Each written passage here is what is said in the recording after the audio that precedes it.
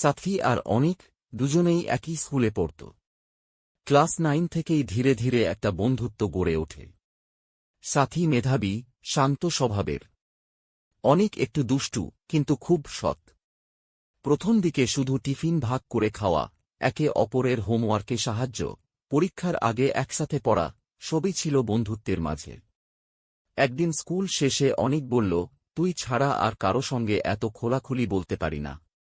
জানি না কেন, তুই আমার কাছে খুব স্পেশাল। সাথী একটু লাজুক হাসল। সেই দিন থেকেই শুরু হল তাদের নির্ভরতার গল্প। তারা একসাথে কলেজে উঠল। বছর কেটে গেল প্রেমে, লড়াইয়ে, স্বপ্নে। তবে বাস্তবতা সহজ ছিল না। সাথীর পরিবার চায়নি সে অনিককে বিয়ে করুক, কারণ অনিকের পরিবার খুব সাধারণ। অনিক চাকরি পেল।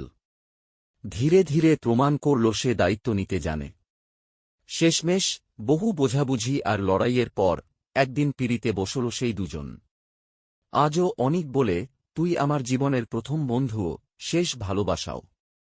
আর সাথী হাসে, কারণ সে জানে, ভালোবাসা যদি সত্যি হয়, তাহলে সেটা স্কুল থেকে শুরু হলেও শেষ হয় না কখনো।